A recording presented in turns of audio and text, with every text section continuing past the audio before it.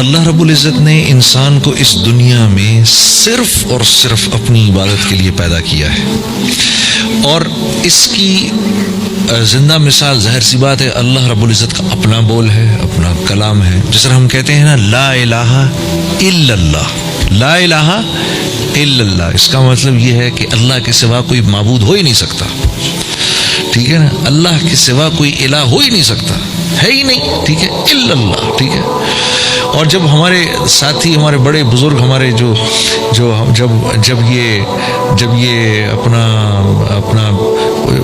لا الہ الا اللہ کا جب ورد کرتے ہیں تو جب الا اللہ پر پہنچتے ہیں تو اس کو انتہائی سختی سے کہتے ہیں الا اللہ، ہے ہی نہیں، ہو ہی نہیں سکتا. اسی طرح قرآن کی آیت ہے وما خلقت الجن والانس الا لیعبدون، کہ اللہ پاک فرما رہے ہیں جنوں انس کو بنایا ہی نہیں کسی اور کام کے لیے سوائے اس کے کہ یہ میرے بن کے رہیں. جو چیز جس مقصد کے لیے بنائی جاتی ہے اگر اس میں استعمال ہوتی ہے تو وہ چیز بھی ٹھیک چلتی ہے اور لوگ بھی اس سے نفع اٹھاتے ہیں. اور اگر کوئی چیز کسی مقصد، اپنے جس مقصد کے لیے بنائی گئی ہے، جب اس میں استعمال نہیں ہوتی تو وہ چیز بھی تباہ ہو جاتی ہے، بیکار ہو جاتی ہے. تو آپ یہ سوچو نا، یہ ٹیوب لائٹ ہے، اس سے اگر ہم کیل کو ٹھوکیں گے تو کیل پر ایک دفعہ ماریں گے اس ٹیوب لائٹ کے ٹکڑے ٹکڑے ہو جائیں گے. یہ کیوں؟ کیونکہ یہ کیل ٹھوکنے کے لیے ہے ہی نہیں، یہ تو روشنی دینے کے لیے ہے.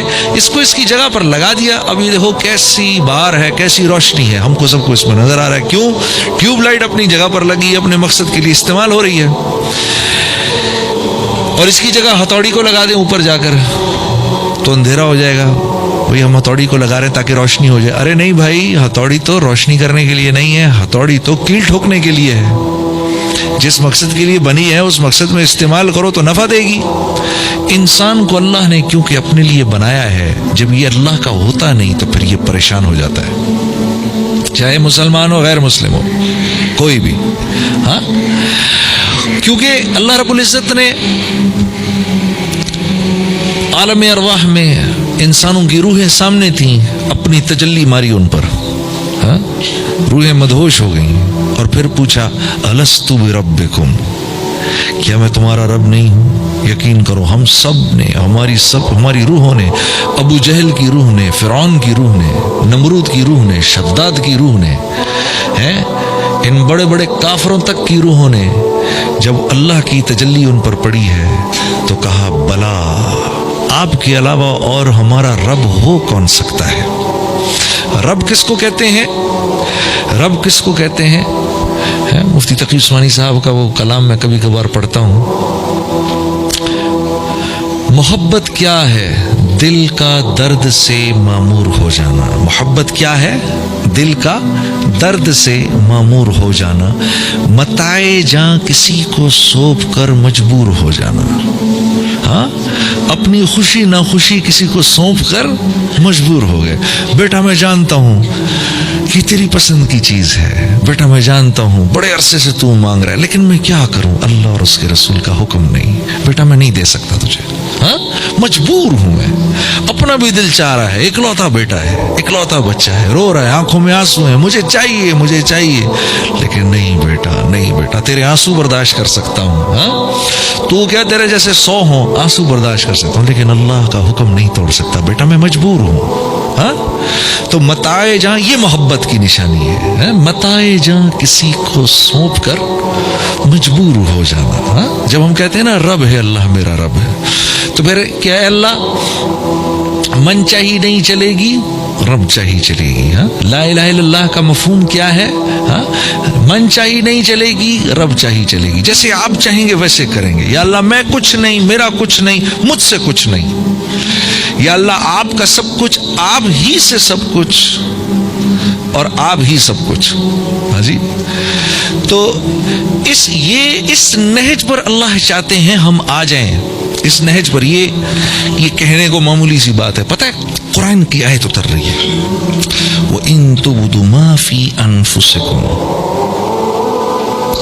جو کچھ سامنے کر رہے ہو، او تخفوہ، اور جو دلوں کے اندر گزر رہی ہے، یحاسبکم بہ اللہ، اللہ تم سے دونوں چیزوں کا مواخذہ کرے گا. اللہ تم سے دونوں کا مواخذہ کرے. اب دل پر تو اپنا کنٹرول نہیں ہے, دل میں پتہ نہیں کیا کیا ہے. تو صحابہ کرام جو کہ اطاعت کا مجسمہ تھے, وہ تو ہر وقت اس حال میں رہتے تھے, ایک حال میں رہتے تھے وہ. ہاں, اللہ کے نبی کی صحبت کا اثر ایسا تھا, وہ ایک حال میں رہتے تھے, اس انتظار میں رہتے تھے کہ کوئی اللہ کا حکم آئے جس پر کہ ہم مر مٹیں. وہ اس حال میں رہتے تھے. ہاں, کوئی تو اللہ کا حکم آئے, میری جان استعمال ہو جائے. ہاں, کسی طریقے سے. وہ اللہ کے نبی کی صحبت کا یہ اثر تھا ان کے اوپر.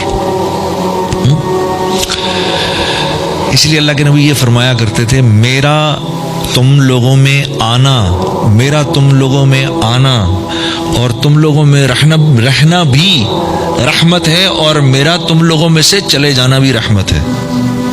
ہاں, کیونکہ دیکھو نا, اگر سورج ہر وقت چمکتا رہے, ہر وقت چمکتا رہے سورج, اور رات ہی نہ ہو, تو پھر ایک وقت آئے گا سارے درخت جل جائیں گے. ایسا ہی ہوگا نا. ہاں, صحابہ پر اب وہ حال آنے والا تھا اللہ کے نبی صلی اللہ علیہ وسلم کی صحبت کی وجہ سے, کہ اب وہ اپنے دنیا کی اتنی بے رغبتی آ گئی تھی کہ کپڑے پھاڑ کے جنگلوں میں نکلنے والے تھے. تو یہ بھی مقصود نہیں ہے. ہاں, مقصود تو دنیا میں رہنا ہے نا. اس لیے اللہ کے نبی فرمایا کرتے تھے, میرا تم لوگوں میں رہنا بھی رحمت اور تمہیں چھوڑ دینا بھی رحمت ہے. ہاں, تو اب صحابہ کرام گھبرا گئے, یا رسول اللہ, اپنے عمل پر تو چلو زور ہے کسی کا, دل پر کیا زور ہے؟ تو آپ صلی اللہ علیہ وسلم نے کیا ارشاد فرمایا, آپ نے کیا فرمایا, تو تم کیا کہنا چاہتے ہو؟ جیسے بنی اسرائیل نے موسیٰ سے کہا کہ اس حکم کو مانیں گے, اس کو نہیں مانیں گے, تم بھی یہی کرنا چاہتے ہو؟ تم کہو سمعنا واطعنا غفرانک ربنا والیک البصیر. یہ بولو تم لوگ, ٹھیک ہے اللہ تیرا حکم آ گیا, سن لیا ہم نے, سمعنا, اور اب اس کی اطاعت کے لیے ہم تیار ہو گئے. غفرانک, یا اللہ معاف کرنا, اگر کوئی کمی بیشی ہو جائے نا معاف کرنا, اور معافی تیرے سے اس لیے مانگ رہے ہیں کیونکہ تیرے پاس آنا ہے ہم نے. تم یہ بولو. صحابہ نے کہا سمعنا واطعنا غفرانک ربنا والیک المصیر. اس پر اللہ رب العزت اتنے خوش ہوئے کہ یہ اس آیت کا حکم پھر اللہ نے مسترد فرما دیا, لا یکلف اللہ نفسا الا وسعها. نہیں, ہم تو بس دیکھ ہی رہے تھے تم لوگوں میں کتنی محبت ہے, ہم کسی جان سے ایسا عمل نہیں مانگتے جو اس کے بس سے باہر کی بات ہو. ہاں, اللہ تو اللہ ہے. ہاں, صحابہ کرام کیسے ہی کیوں نہ ہو, بہرحال اللہ تو اللہ ہے. ہمارے لیے مثال ہے, ہمارے یہ بات ایک مثال ہے کہ ہم تو عام حکموں کو سن کے ہم کہتے ہیں یہ کیسے کریں گے. صحابہ نے تو جو ناممکن احکامات تھے ان کے بارے میں بھی کہا سمعنا و اطعنا, یا اللہ ہوتا تو نہیں لگ رہا لیکن کیونکہ آپ کا حکم ہے کریں گے. اور یہاں ایک بات اور عرض کر دوں, اللہ کے نبی صلی اللہ علیہ وسلم کے ارشاد کے مطابق ایک صحابی آئے, یا رسول اللہ, میرے دل میں کبھی کبھار ایسے خیالات آتے ہیں کہ دل کرتا ہے کہ جل کے کوئلہ ہو جاؤں. تو آپ نے فرمایا دل کے خیالات پر اللہ نے اپنا حکم مسترد کر دیا ہے, کچھ بھی سوچتے رہو کوئی فرق نہیں پڑتا. کتنی آسانی ہے ہمارے لیے.